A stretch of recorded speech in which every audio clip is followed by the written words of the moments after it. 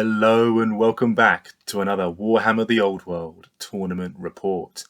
It's the second GT I'm attending in the summer, and it's the big one down in Southend-on-Sea, over 50 players, and of course it's run by Triple Crown Wargaming. And having previously been to many of their 8th edition events, I was really looking forward to this because I would see quite a few lads that I know and that I bump into once or twice a year at their events. So the list is the same one I've been running for a while. It's led by Waaagh the Despoiler, an Orc war boss on a war boar with a bedazzling helm, effigy of Mork, and a great weapon. There's a second Orc war boss on Wyvern with a Ogre Blade and Talisman of Protection. I've then got Udura, the big boss BSB with the Banner of Butchery. He's rocking the glowy green amulet and the charmed shield, and of course he's on a war boar as well with a Cav Spear. Then there's Festus the Goblin Oddnob. He's a level 4 on the Law of the Waaagh, and he's rocking the Idol of Gork, a Power Scroll and a Dispel Scroll. Moving on to core then, we've got 16 Orc Boarboy Biggins with all the upgrades, Cav Spears, Heavy Armour, Shields. Of course they're Biggins, they've got the Thinking Hat on the champion and the big red raggedy flag on the banner. Then got 4 Goblin Wolf Chariots. Moving on to special, there's 3 Boar Chariots, one of them's got all the upgrades, so the 3 Crew and the Frenzy, and then 2 Snotling Pump Wagons. And it's the same list I've been rocking for a while. If it's not broke, don't fix it, as they say. Running almost exclusively Orcs and Goblins for Warhammer The Old World this year. Hoping to get my Dwarfs on the table sometime soon. But it's been a bit of a journey trying to figure out what models and what units I want to take for Dwarves, so look out and stay tuned for those. So the tournament was a classic GT, 2 days, 5 games, 20-0 scoring with the 150-point brackets, which most tournaments seem to be doing. Scenarios are straight out of the book, so we had open battle, flank attack, meeting engagement, mountain pass, and command and control with a watchtower. In the run-up to the tournament, it was a bit of a race against time to get the finishing touches done on the army. I got all of the models painted, but I was still designing my banners, so I've done all my banners sort of freehand on cardboard and painted and varnished them and attached them to the banner poles. So I was sort of doing some artwork at home in the run up to the event and just got it done in time. Actually, 4 of my chariots have banner poles, despite the not having the models don't have standard bearers in the list. You can put standard bearers on chariots. You can put them on the Black Hawk chariot and the Goblin chariot. I did actually have a bit of a rules error with my army. So hold my hands up, honest mistake. I didn't realise that the FAQ said that the characters can't vanguard with a vanguarding unit unless those characters have the vanguarding rule themselves. So I did sort of make a mistake in each of my games. Fluff-wise, I don't really agree with it, because I think that, if the Boar Boys are riding ahead to engage with the enemy, why wouldn't your War Boss ride ahead with them, right? But rules-wise, I guess it makes sense because you haven't actually paid the points for the character to take the Vanguard rule. So I feel a little bit embarrassed about this with hindsight, but just goes to show how new the game is, right? If you can play a tournament of 5 games with experienced players, obviously the game's only been out for 6 months or so at the time of the event, so I guess nobody's that experienced, but nobody questioned it, including myself, and so I ended up doing a cheeky Vanguard move at the beginning of the game with my characters. Actually, only on 2 out of the 5 games did I actually complete a turn 1 charge. And on one of those occasions, I actually didn't get first turn anyway, so I don't feel bad about it. In terms of my expectations for the list, I had high expectations for the Boar Boys because I've taken them to event before, and just having a big unit of Boar Boys are so good in this edition, and I feel so blessed to have a big collection of the classic Kev Adams grunters and snorters from the 1980s, all painted. Such a joy to play with these models, and being able to actually use them in an edition where Boar Boys actually work, whereas in the last edition they didn't work too well at all. I've also got some Marauder Boar Boys from that era as well, not painted yet, and more Wolf Riders to come. So you will see more models from the Nomadic Waaagh added to this army if you keep following my channel. And by the way, anyone interested in collecting Oldhammer Nomadic Waaagh, I'll put a link in the description to what I think is sort of the ultimate guide to doing so, right? And all the different models, 80s and 90s, Wolf Riders, Boar Boys, Chariots, and so on. Also got the Wyvern, so War Boss and the Wyvern. with Ogre Blade Talisman of Protection, so your standard loadout. A bit of a gamble because obviously he's a bit easy to kill, but I'm hoping the meta is still very much little to no war machines, and also plenty of multi-wound monstrous units that warrants carrying an Ogre Blade, because you do see a lot of Dragon Ogres, you do see a lot of Pegasus Knights, and so having a multi-wound weapon really helps. A little bit worried about coming up against dragons or other behemoths, especially the dragons with the 3 saving throws. My boars can do an absolutely devastating charge, and of course they can countercharge, right? And they've got a big static combat res, and so most things I'm not worried about. But if you've got a big dragon that it's very hard to do wounds to, and it has a big thunderstomp as well, then I'm in trouble. The armies that I don't want to face are Tomb Kings. I find them quite hard to get through. You don't want to get bogged down in loads of regenerating skeletons, and then you get because with my fast-paced army, I want to hit things and go through them. I don't want to get sort of bogged down and then get countercharged by monsters. Wood Elves as well. I think Wood Elves are quite strong. Some Wood Elf lists I think I would do fine with because I've got the speed and I've got a lot of units, and I think I could get through lots of poison arrows, for example. I'm not too worried about that. But yeah, some lists as well, if it's got lots of flaming and it's got lots of armor piercing, that would be quite tough. Armies that I do want to come across are things like Warriors of Chaos. Warriors of Chaos are really strong, but I think I've got a good record against them, and I think I've got the tools to beat them. Also, Ogres and Beastmen, strong, fast, hard-hitting lists, but I think just the Nomadic Waaagh is just sort of does what they do, but just a little bit better. It's strong and fast as well, and I've got lots of chaff to get in the way, and I think armies like Ogres and Beastmen who are fast and hard-hitting but don't have lots of flyers, I think that will be fairly good matchups for me. Elves, not so much. But to be honest, I haven't actually come across as many elf armies in this edition so far, so I'm kind of reserving judgment for now on how good a matchup my army is for elves. So yeah, fairly short drive for me from London down to Southend. Checked in at my B&B and actually bumped into some people I knew in the pub on Friday night, which was cool, and had a good chat about what we were expecting over the weekend. And then I was raring to go for 5 games of Warhammer The Old World.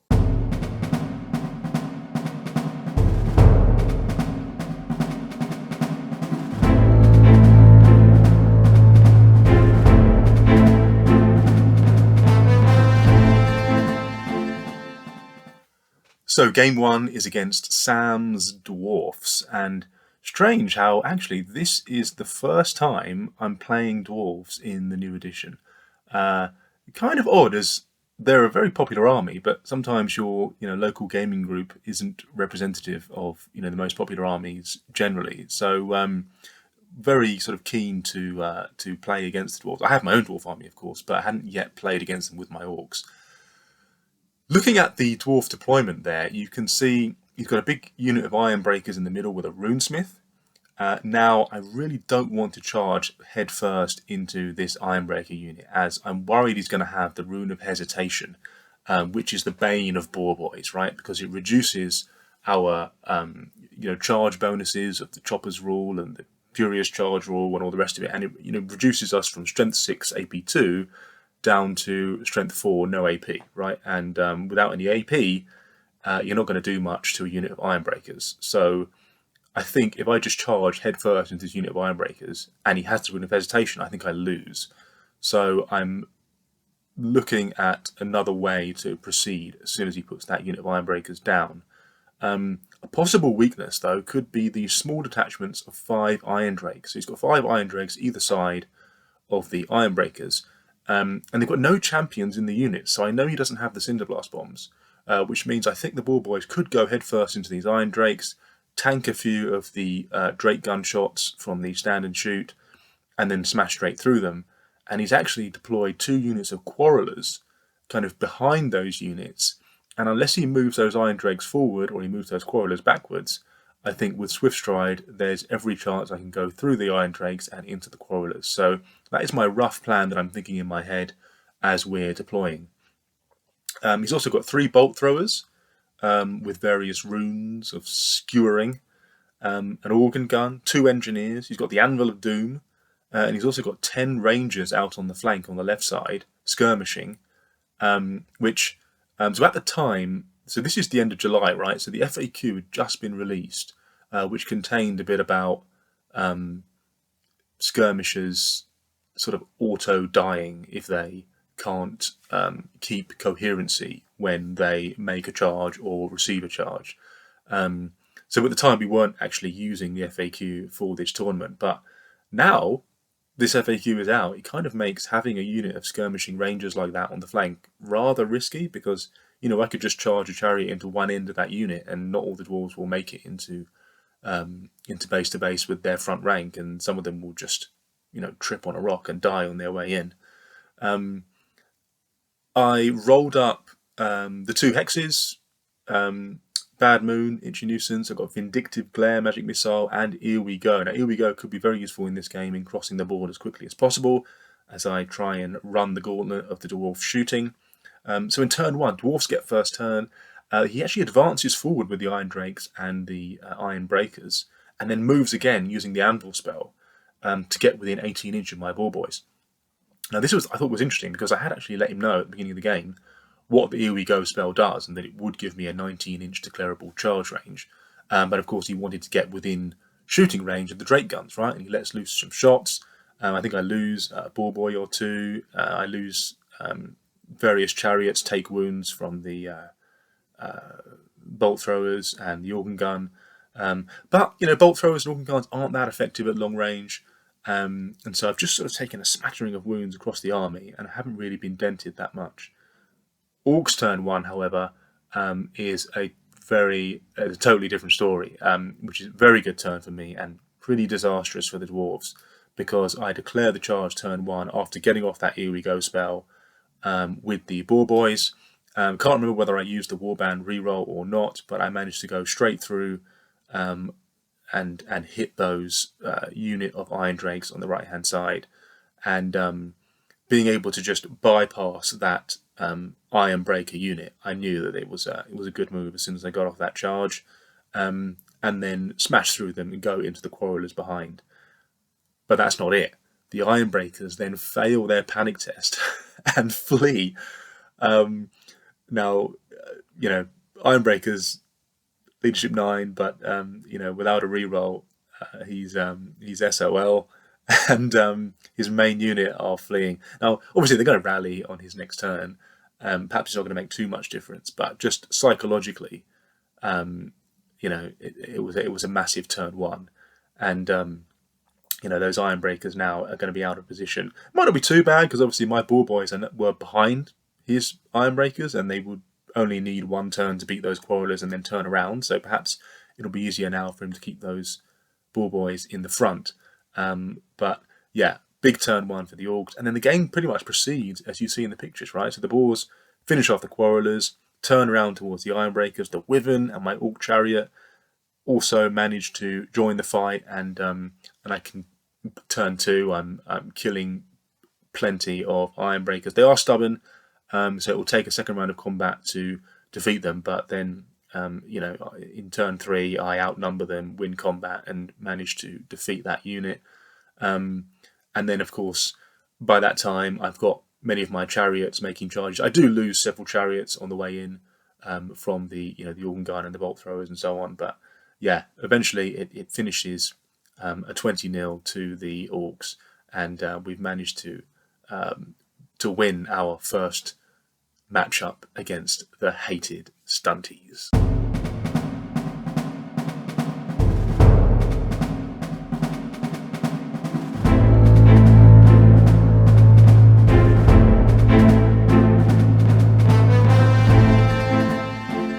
So game 2 is up against Tyrone's Chaos Dwarves, and I'm up on table 1 for this, right? So it's always a bit scary when you get a 20-0 in your first round, because you're up against someone who also got a 20-0 in their first round, and you might get your comeuppance. Also funny, because I met Tyrone in the pub the night before, and over a couple of beers we revealed our list to each other. And so we're having a bit of banter before the game in the, oh, I already know what your characters have and so on. But could he actually remember after having a few beers? I know I couldn't. So so he's got a Sorcerer Prophet level 4 on Elementalism, Plague of Rust, Wind Blast, Elemental Spirits, and the Ash Storm from the Chaos Dwarf deck. I believe he had a Dark Forged weapon and rolled up the Hatred ability. I can't remember what other magic item he had. So he's on a Lamassu, right? Which is just absolutely outrageous, right? It's 95 points. And for 95 points, you get Fly 9 Swift Stride, +3 wounds, Magic Res 3, Close Order. You get this ability which discounts magic weapon attacks, all for 95 points. And that's not to mention the few Strength 5 attacks from the actual monster itself, right? So, yeah, really dangerous wizard flying around. He's got 2 Hobgoblin Khans and 2 5-strong units of Hobgoblin Skirmishers, Fast Cav. The Hobgoblins are pretty good, actually. It's someone who plays Orcs and Goblins because they're not impetuous, right? So you can actually use them in the role that you want to use Goblin Wolf Riders for, like just riding around, harassing the flanks and getting out of dodge and firing bow shots and stuff, which you should be able to do with Goblin Wolf Riders, but 50% of the time they just go charging off somewhere, so you can't really do that anymore, unfortunately. You've then got 2 units Chaos Dwarfs, right? So he's got 20 with Fireglaves, which, if you don't know, are essentially halberds and handguns, range 18-inch handguns. He's got another unit of 8, I think it is, with Blunderbuss. Blunderbuss have D3 Strength 3 shots, and they volley fire, right? So it's just hail of bullets coming at you. You've got a couple of Bolt Throwers, and he's got 2 Iron Demons, right? Which are Toughness 7, 7 wound, 3 up save tanks. And they've got like an organ gun on them as well. So only Rob on his Wyvern with the Ogre Blade really has a chance of taking one of them out. The rest of my units will just try and avoid those Iron Demons, and perhaps I'll sacrifice some chariots to chaff them up. But basically I just want to stay out of range of their charge and just, try not to take too much of those organ gun shots in the face before I try and deal with them. So the mission we're playing is Meeting Engagement, which is, of course, is the diagonal deployment, but doesn't have a secondary objective, right? So it's just victory points, and we're very close to each other, so you can actually deploy within 6 inches of the center of the table, right? So you can apply instant pressure in this scenario, which obviously that's what I want with my kind of army, right? I put my Wyvern on the far left, ready to pounce on the Iron Demon in the deployment zone. I should mention, sorry, on this scenario, you have to roll for each of your units, right? And on a roll of a 1, your units don't turn up, they're waylaid and have to come on as reinforcements. Which is a bit of an unfortunate scenario for a tournament, I think, just having that very random element in the deployment phase, because it can sort of set the tone for the game. I think if I was playing this mission in a tournament scenario, I would make it so that you have an element of choice there, like you can choose which units come on as reinforcements, because you still want that element in the mission, but you just want it a bit. Because what happened is basically he rolled a 1 for his Iron Demon, one of his Iron Demons and one of his Bolt Throwers, and I didn't roll any 1s, and so all of my army turned up, but he had some of his reinforcements, which just kind of felt a bit unfair at the beginning of the game. I think I would do it so you have to nominate, 300 points of models of units to come as reinforcements or something like that, but you can choose which units come on. And then it kind of takes the randomness out of it a bit. So I rolled up the same spells as last time, with the exception of the Evil Sun instead of the Bad Moon. So I've got the Itchy Nuisance, I've got the Here We Go, and the Vindictive Glare. And I get first turn, right? So I get the Here We Go off, and I'm declaring charges straight away. So the Boars declare into the Lamassu, and it flees. I then redirect into the Hobgoblins in the centre there, who don't flee. On the right-hand side, though, I'm not moving up that much. I've got a smattering of chariots on that side. The reinforcements have to come on the long board edge, right? So I'm not sure where they're going to come on. And I want to sort of keep some chariots back so that I can got something to get in the way of the Iron Demon when it comes on, and possibly charge this Bolt Thrower when it comes on as well. And I don't actually need to commit that many units on that side, because I've got my boars in the middle and I've got my Wyvern on the left, and I think we can handle it so far. But On Chaos Dwarfs turn 1, well, first of all, that Sorcerer rallies, as expected. But in the shooting phase, the Wyvern, who's come out of hiding, ready to sort of charge this this tank, takes a volley of the organ gun from the Iron Demon and fire glaives from the Chaos Dwarfs, and just take off my Wyvern in one round of shooting. I just couldn't believe how many sixes he rolled with these fire glaives. Right? I mean, I'm thinking, okay, my Wyvern, toughness 6, 7 wounds. I can take a volley of shots before I charge, right? But no. It just got loads of hits, loads of wounds, and yeah, so I lose my war boss in turn 1. So this Sorcerer Prophet, right, is continuing to play quite a dangerous game here. So he rallies, but then he comes back in close. So he's kind of staying in the mix, casting spells and trying to stay out of combat. My boards cut down the Hobgoblin Khan that they overrun into, leaving only a short gap now to his back line.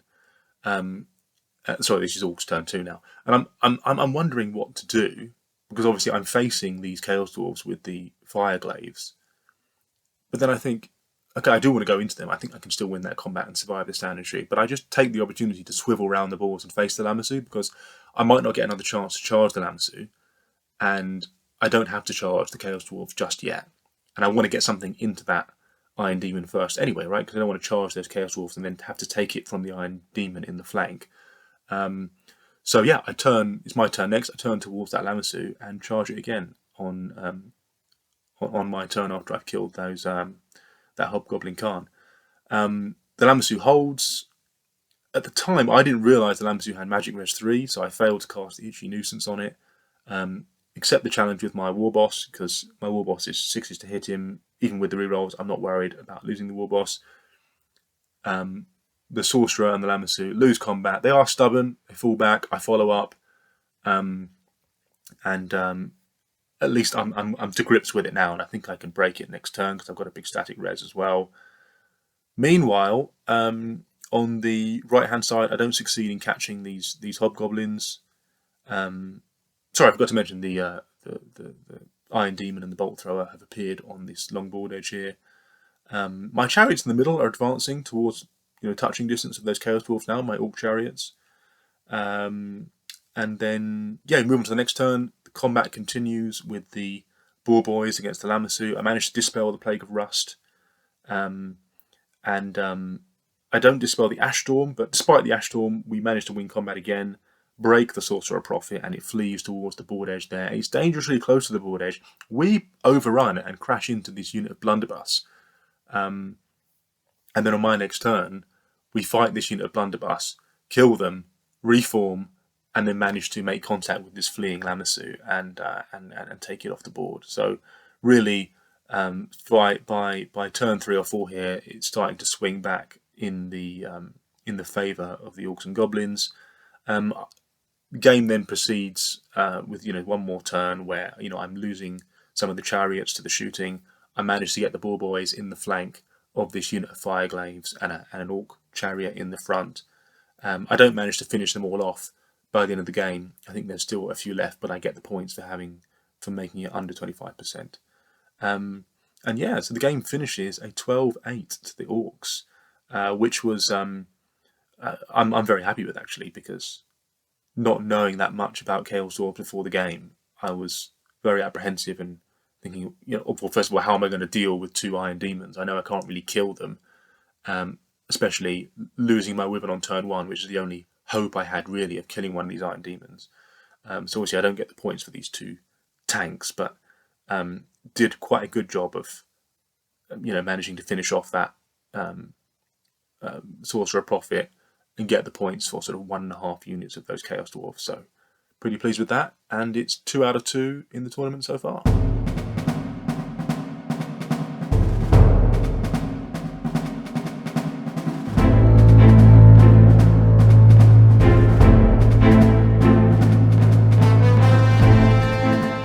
Game 3, and I'm up against James's Tomb Kings. Now, James is a mate from the London group, and I've played his Tomb Kings before.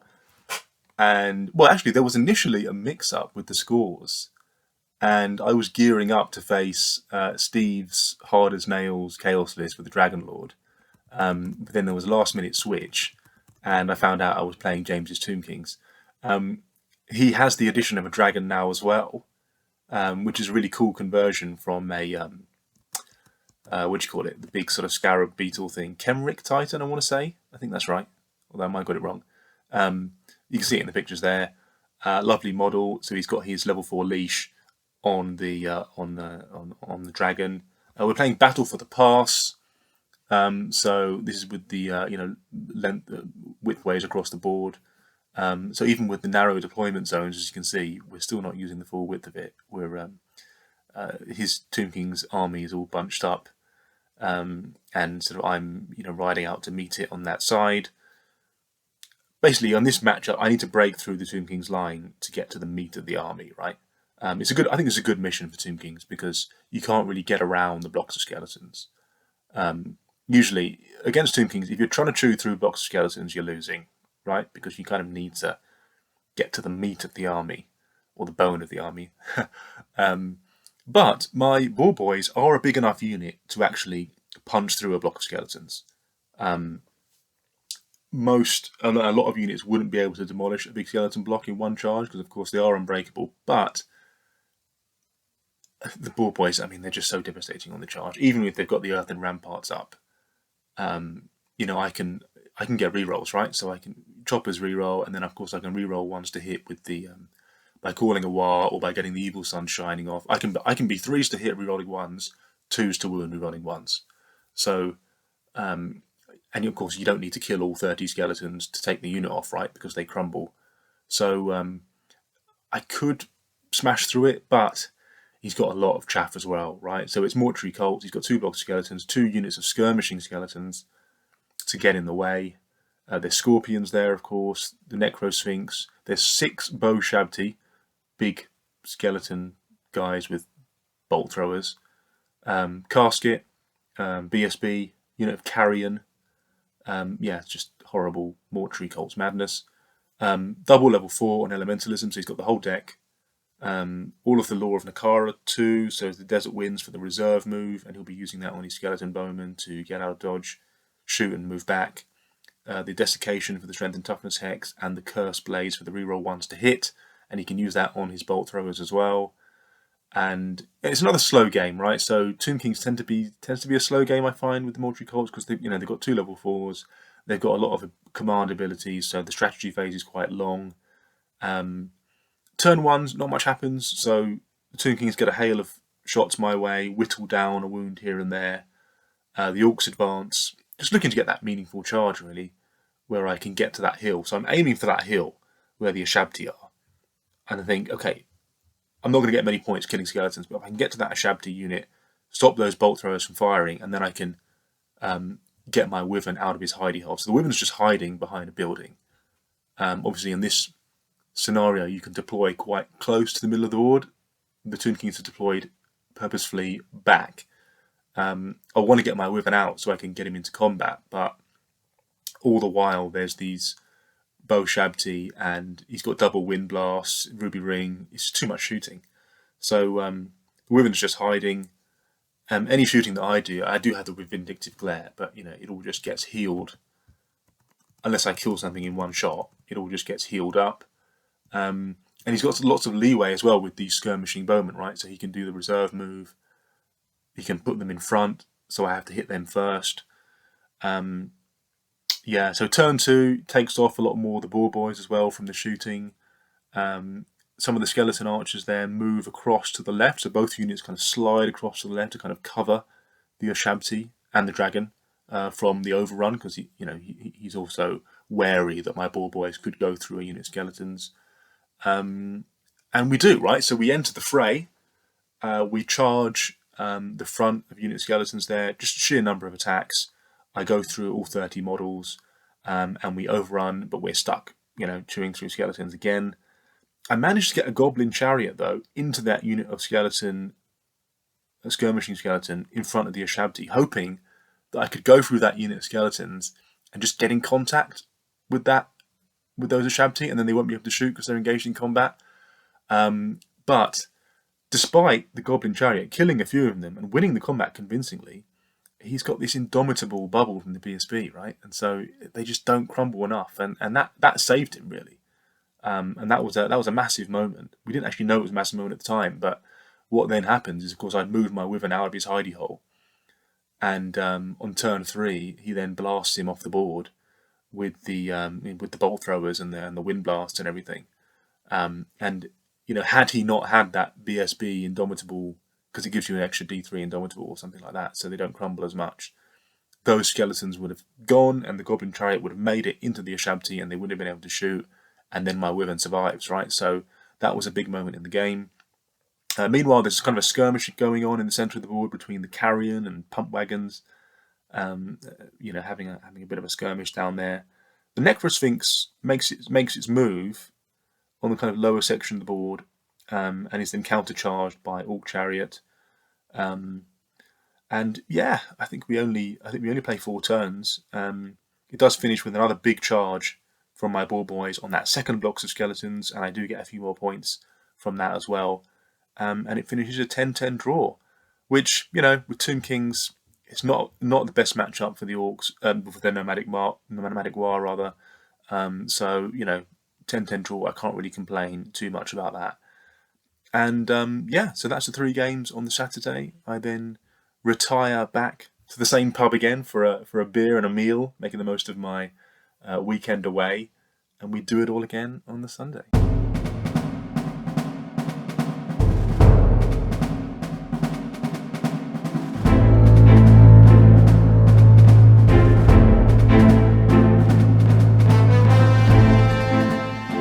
Game 4, and I'm up against Andrew's Warriors, and he's got a very cool Slanesh themed army here.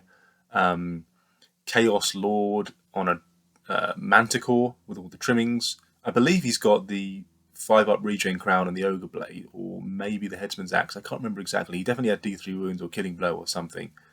5 Chosen Knights, Sorcerer on a steed with the Puppet, and a Spell Familiar. So he's got 5 spells: Steed of Shadows, Demonic Vigor, Demonic Vessel, Enchantments, Demonic Familiars, the Assailment, and Summoning, Magic Missile. 3 Dragon Ogres, 12 Forsaken, Warriors there, block of Warriors with an Aspiring Champion BSB with the Enchanted Aura, right? So that's the Always Strikes Last debuff, which is can be pretty deadly. So the Chaos go first, and move up in a very quick turn 1. Then it's the Orcs, right? And I'm declaring a turn 1 long bomb charge after getting the Evil Sons off there, thinking, can I hit these Warriors on turn 1? And we fail, despite our reroll, we fail, and so the Boar Boys sort of move out of position there, quite far forward, and now we're sort of left out in the open on that right hand side.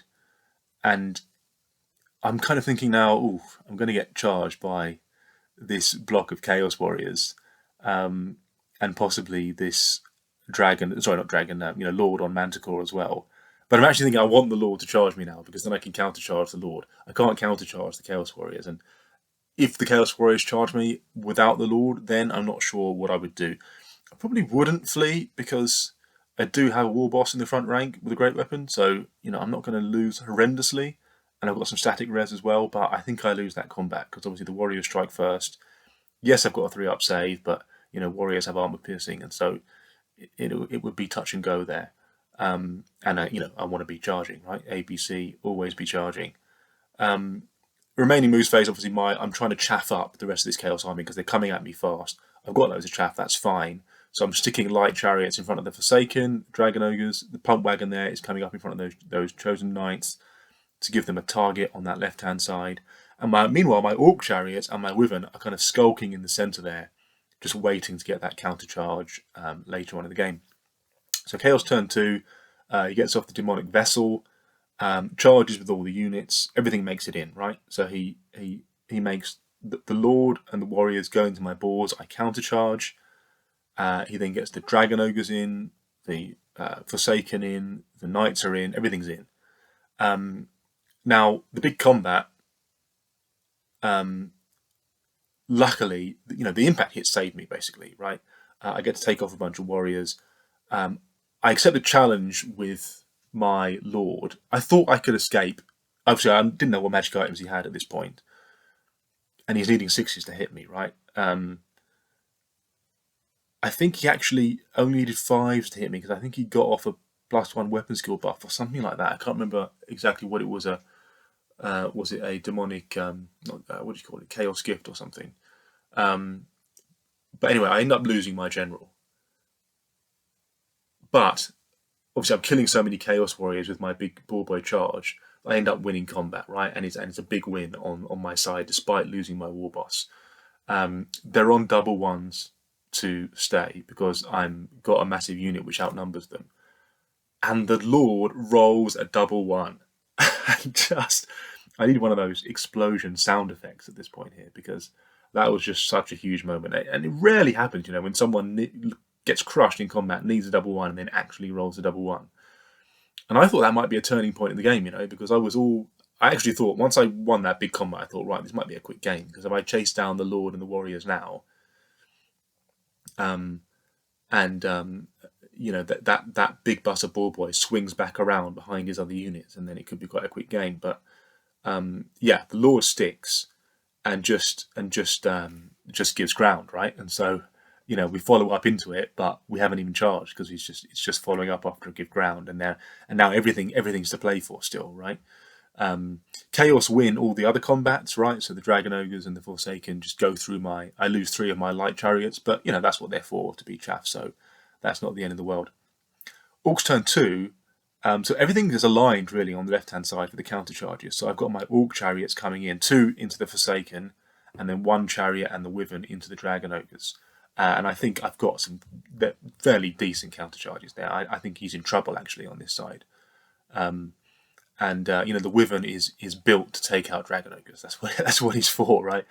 And they take out 2 of them. The remaining 1 flees. The Forsaken are cut down by the chariots, because they lose combat heavily and flee.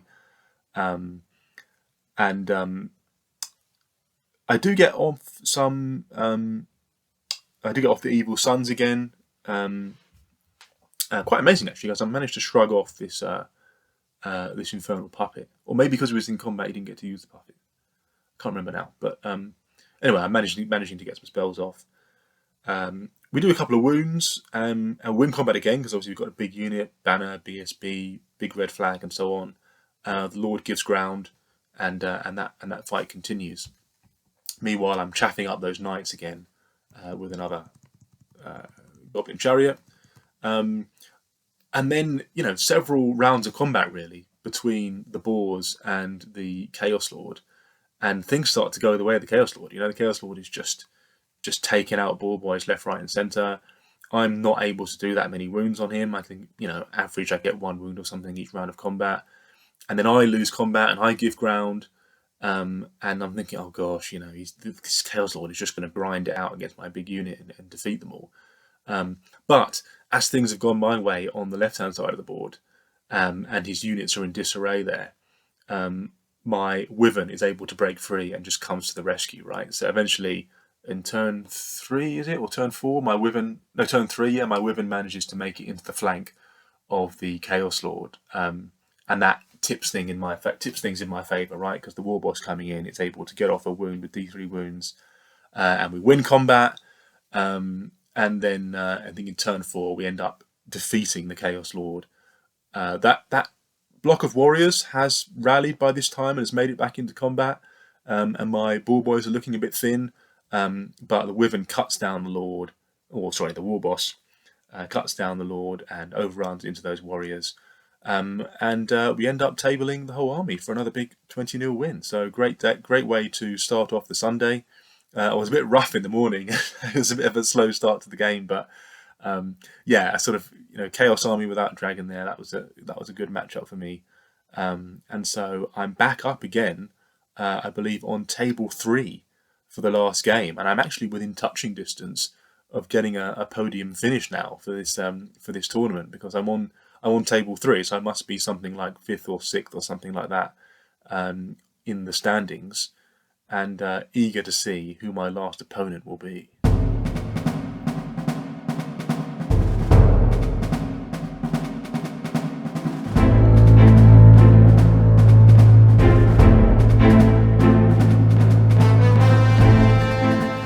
So it's game 5, and I'm up against Matt's Tomb Kings. Tomb Kings again.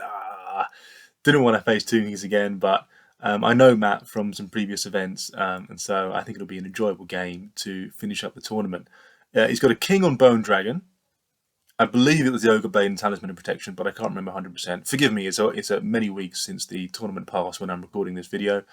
2 blocks of skeletons, block of skeletons with level 4 and BSB, and a block of Tomb Guard with a Necrotect. The level 4 has the Earthen Ramparts, Plague of Rust, Mythical Pathways, and the Cursed Blades, right, which is the reroll ones to hit. He's got 2 Necrosphinx and an Ambushing Tomb Scorpion, which didn't come on turn 2, and then Matt forgot about it for the rest of the game. So basically he's got 2 big blocks, right, and 3 flying behemoths. And for that reason, I'm very apprehensive about this game. I could defeat those big blocks, but with these 3 monsters, how am I going to get to those big blocks? And I don't have a good record against Tomb Kings, and it just doesn't look like a good matchup for me. I don't have much to deal with these big behemoths. I've got my big Buster Boar Boys, but there's 3 of them. I mean, I'm going to crash into one of them, I'm not going to kill it, and then the other one's going to get in, and it's going to be a bit deadly. So, yeah. Turn 1, I just surge forward with everything. I get off the Evil Sons for the rerolls. My rough strategy here, right, if you look at the setup for the deployment, right, after my first turn, engage the dragon head on, try to pop it on the charge. No idea if it'll work. Maybe it'll charge me, I'll counter charge. I mean, I've got lots of attacks at strength 6. Maybe I can kill it, maybe I can't. It'll have a 5 up, 5 up, 5 up. So, probably not.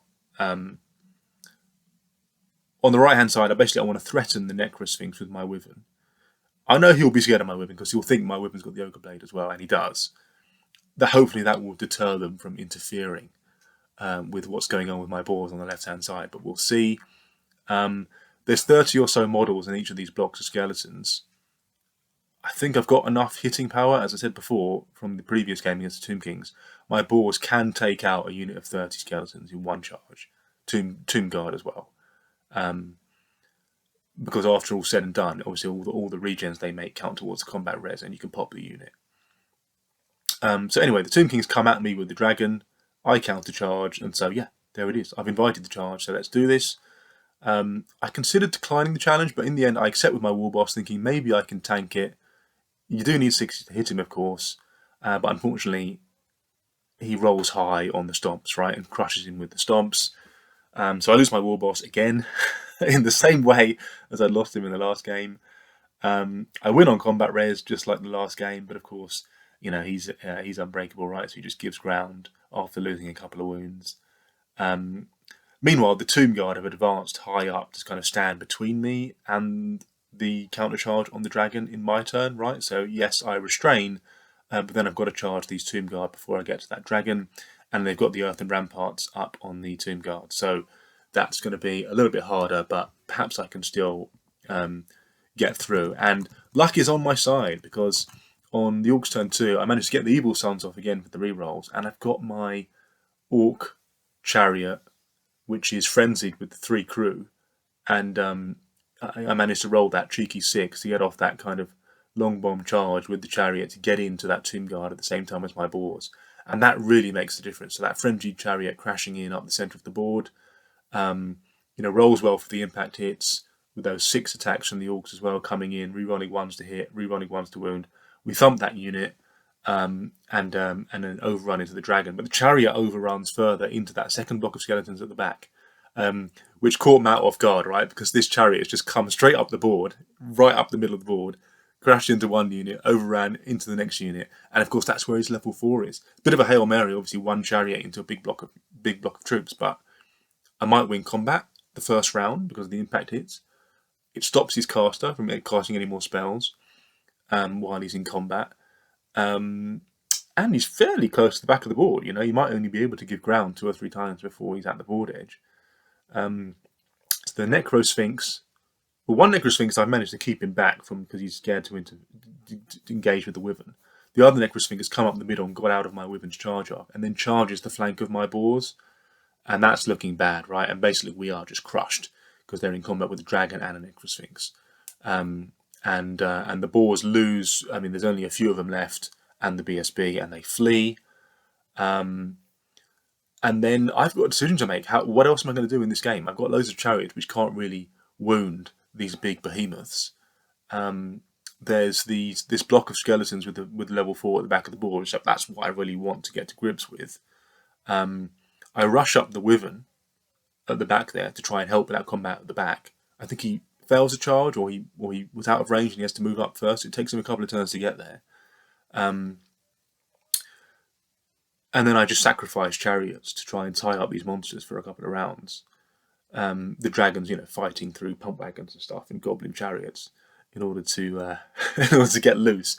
And then, my boars rally and then get charged again by the dragon in the next turn. So they have to flee again in order to survive. And they're getting dangerously close to the back of the board. They haven't been caught yet. But I've got basically one more chance to rally them at the back of the board to see if they flee the table, or I can, if I rally, right, I can just whack them into marching column and then preserve their points. But it all comes down to this sort of clutch dice roll. Can I rally the unit? And I roll an 8, and they fled the board. So, sorry, I forgot to mention, I'm skipping ahead in my mind here. So we do manage to finish off that last block of skeletons at the back, because the Wyvern makes it in, and combined with that chariot, they actually defeat those skeletons. So I get the points for that unit at the back, which brought me up to a 10-10 draw, even despite losing the ball boys. But really enjoyable game to sort of to end it off with lots of big moments and laughs. And coming into that game, I was a bit like, oh god, he's got 2 big blocks and 3 behemoths. This isn't going to be that much fun. But it was actually a really fun game. I do enjoy Warhammer The Old World, despite having many.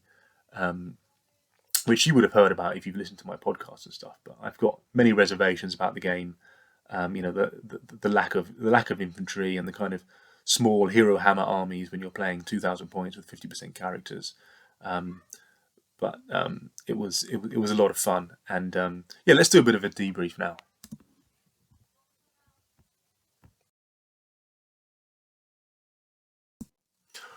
Wow, what a weekend, man. Like, always so much fun playing Warhammer at a GT.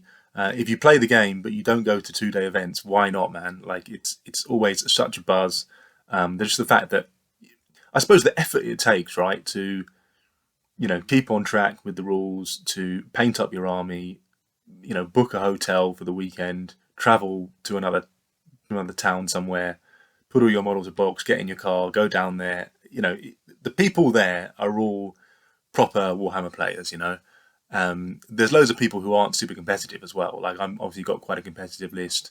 I've got a themed list as well. But when I say competitive, I don't necessarily mean not a fluffy list. But I'm playing to win and having some success. But loads of people there who are just having a good weekend, having some fun. And such a great environment. Everyone's talking about the game. Everyone's chatting. Everyone's socializing, and just always so much fun. So, how did the GT go? So, I ended up coming 5th overall, which was one of my best results, or perhaps even the best result I've ever got in a Warhammer GT. And just super pleased with that. So, I got a 20 in the first round, then a 12, then a 10, and on Sunday I got a 20 and then a 10. And that last game ended in a draw. Actually, I think games on table 1 and 2, because I was on table 3, I think they all finished draws, right? So the first 3 tables all finished in 10-10 draws. I ended up winning best Orc and Goblin, right? So I had the highest rank Orc and Goblin army. I faced Tomb Kings twice, which was a bit annoying. But only 1 dragon, actually, over the whole weekend, which I'm thankful for, which is always, I suppose, a bit of a worry in the back of my mind going to an Old World event, hearing about this kind of dragon meta. But I haven't faced that many dragons as a whole, I would say.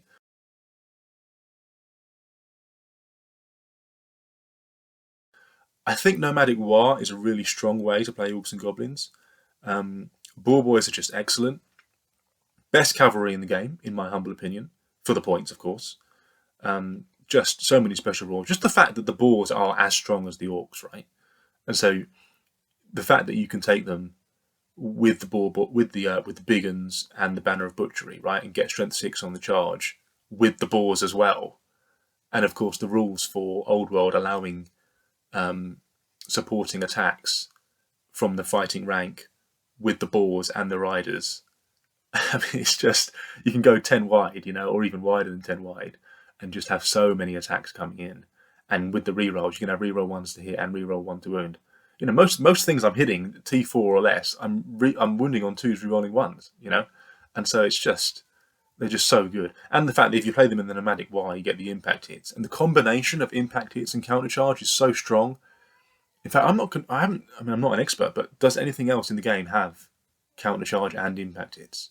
I'm not sure. I can't think of anything else that has those 2 rules.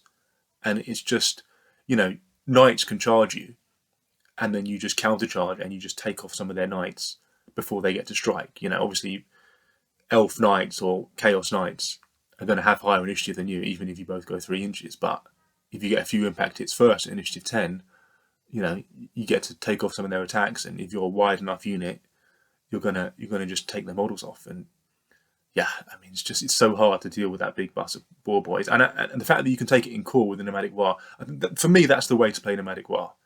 You don't take any Black Orcs, because if you take a Black Orc, he's got to be your general, right?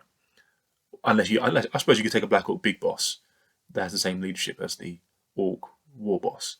But basically, you want an Orc war boss, and leading your army so that you can unlock the boar boys in core, and then that just allows you to play a very strong list. To me, a strong list is when you're not compromising in your core section, right? So, and I think Orcs and Goblins are in a sweet spot right now where they have 3 strong ways of playing them. So you can have Night Goblins in core with Fanatics, with the Grand Army. You can have a Nomadic Waaagh with Boar Boys in core, and you can have the Troll Horde with Trolls in core. And I think all 3 are strong ways of playing Orcs and Goblins, which just is great that you've got Orcs and Goblins and 3 strong ways of playing them, all 3 of which I think are competitive. I haven't tried out. I probably will try out the Troll Horde soon, because I've got Trolls painted. I don't have my Goblins painted yet. I've got a Goblin army, and at some point I will get it painted. Although I might be more for 8th. I'm not sure yet, because I don't quite like the way Goblins look on 25mm bases. I think they get a little bit drowned out by all the space on the base around them, especially if you've got the old school, small Goblins that I have. But maybe I will. We'll see. I think the next Orcs and Goblins list I try will be the Troll Horde, because I've got Trolls painted already, and so it's just a matter of figuring out a list that works with that. So the Black Orc chariots as well. I probably will try some other lists with the Nomadic Waaagh, although I think I've got the best way of playing it already. You can go with a Black Orc and then take the Black Orc chariots. The thing is, you can only have 1 Black Orc chariot in core, which means you've got to take a bunch of Goblins in core. And that means painting up loads more Goblin chariots, because I don't really want Wolf Riders. I don't think Wolf Riders are that good in this edition. I don't think they do have extra special rules with the Nomadic Waaagh, but to ambush them and so on. And there is a place for ambushes in this, because especially against a shooting list, right, where you can come on behind. But it's a big risk, because you come on and they've only got an armor save of 5 up, so you don't want to lose loads of models the turn they come on, and they don't really get to do that meaningful charge. I'm not a huge fan of the Black Orc chariot. I think they are strong in that, obviously you've got Black Orcs there with high strength attacks, right? You always want high strength attacks, and they could get charged and still win the combat, because you can take a banner on there for the extra combat res. They can, they got toughness 5 and 4 wounds, so you're going to get striking back with great weapons. And so the Black Orc chariots definitely have a place, but I don't know. I think they're outperformed by the Orc chariot. The Orc chariot is cheaper and it has warband. You don't have swift stride, right? So your charge distance is 13, and you want it so that if you're within 13 away, you've got that warband, which means 2 dice, you only need a 6 on 1 dice, and then you get to re-roll. So it's like you're rolling 4 dice, and you only need 1 6 on those 4 dice to charge 13 inches. And I kind of like having warband on the Orc chariot. So not having warband on the Orc chariot, I think, means you're less likely to get the charge. And therefore, obviously Orc chariots, you can give them 3 crew as well, and you can give them frenzy. And I just prefer the normal Orc chariots to the Black Orc chariot. So I'm not in a huge rush to try out Black Orcs with the Nomadic Waaagh. But it'll be fun just because it's a cool unit. You know, I do have my one chariot which is kind of modelled like a Black Orc chariot, so perhaps I'll do another one like that and then try some Black Orcs in the list. We'll see.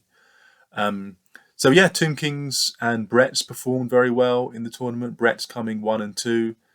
The kind of cookie cutter, fast moving Brett's list. Dark Elves riding quite high in the top 10 there. I'm yet to face Dark Elves in Old World, so save that for another day. Ogres too as well. High performing Ogre army there. I've got another event coming up, which I need to do a report for soon. And then, you know, I'll have some more analysis about, you know, where I think the armies are at the moment in the Old World. I think there's quite a good balance so far in terms of the different factions. Obviously, we don't have a good balance in terms of the unit types, right? Cavalry versus infantry and so on. But, you know, in terms of the different factions, I think there's quite a good balance. There are a few magic items which I think are a bit OP. And perhaps I'll go through those in another video as well. So yeah, lots more analysis to come, guys. If you've listened this far, once again, please give me a like and you know, leave a comment if you've got something to say, because that really helps. And yeah, look out for more Orcs and Goblins in the future. I'll probably do a showcase at some point, because I've got quite a lot of Orcs and Goblins painted now. I've got my 8th Ed army and my Nomadic Waaagh army, so perhaps I'll put them together and do a bit of a showcase of the models. And yeah, stay tuned on D6 Wounds. Thank you guys. Goodbye.